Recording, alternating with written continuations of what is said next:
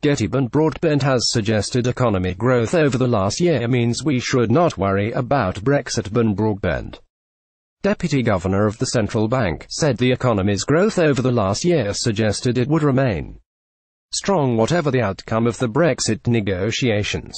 His remarks follow a series of Daily Express telephone surveys, recording overwhelming support for the government walking away from the Brexit negotiations without a deal. Mr. Broadbent told BBC Radio 4's Today programme yesterday, "We have forecast as very long-run outcomes, a range of possible deals, and we have also said we assume in our forecasts that there will be a smooth transition to those, which essentially means we're not assuming a no-deal outcome." Mr. Broadbent added, "What is true is that the Financial Policy Committee, and I think this is the right way round, which worries about, or thinks about, sort of tail risks, potential disruptions, that's its job, really has modelled various aspects of what could happen without a deal, and was able to say at the end of last year that the stress test that it puts on the banking system once a year to try and see whether it's got enough capital was at least as severe, we thought, as a no-deal outcome.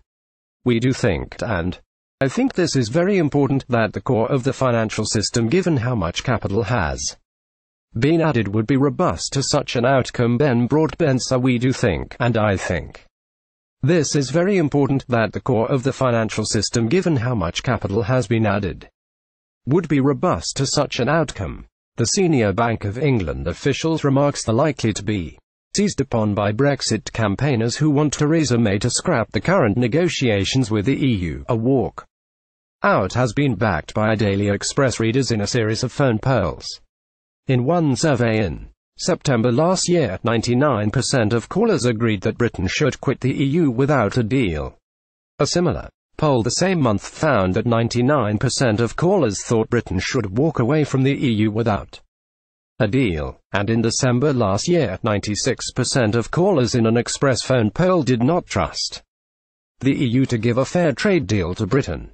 Only 4% of callers in the survey were prepared to trust the EU. Mr. Broadbent was speaking a day after the Bank of England upgraded its growth forecast for the UK economy this year from 1.6% to 1.8%. Get it? Senior Bank of England officials' remarks are likely to be seized upon by Brexit campaigners, and new official data yesterday showed that demand for British goods and services from overseas soared in the year since Britain voted to quit the EU. UK exports rose 11.3%, by £62 billion to £617 billion in the first full-year results since the referendum. Figures from the Office for National Statistics showed the country's service sector continued to thrive, with exports up 8.7% to £274 billion, increasing the service surplus in the last year.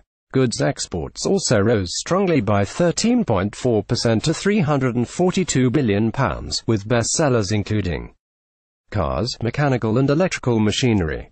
Some of the top markets for the country's goods were the USA, China, Germany and France. Exports continued to grow faster than imports, with the overall trade deficit narrowing by 17.3%.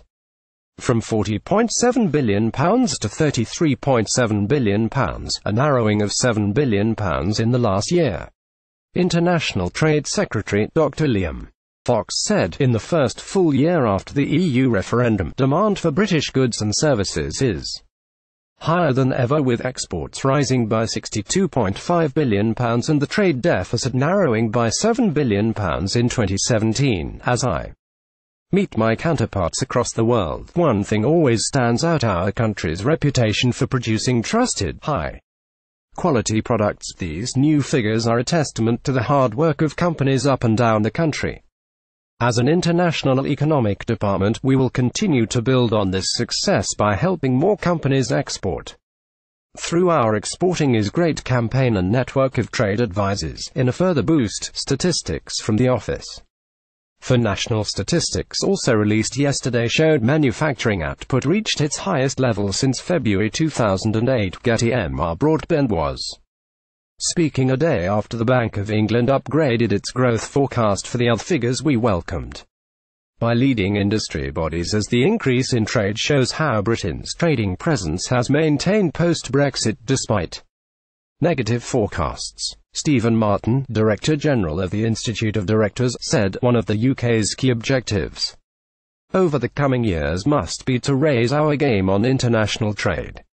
We have to get more companies selling abroad, increase volumes from current exporters, strengthen links with our existing trade partners, and forge new ones.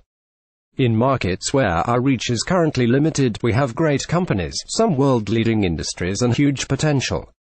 The trade narrowed shrank between 2016 and 2017, and IOD member exports are up, but there are still significant challenges ahead, so it is imperative that the Department for International Trade and businesses work together to deliver a step change in our trade performance. Last night, another Bank of England official signalled the City of London will remain a leading global financial centre after leaving the EU. Friday, December 8, 2017. Here is the 15-page Brexit deal in full. In a speech in the US, Sir John Cunliffe, the bank's deputy governor for financial stability, said despite perceptions in some quarters to the contrary, the UK's role as the leading international financial centre does not rest or depend exclusively on the EU single market in financial services.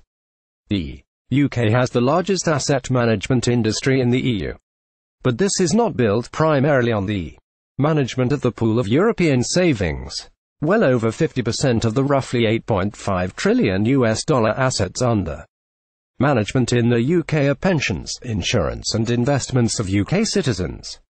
Another 20% comes from the rest of the world beyond the EU.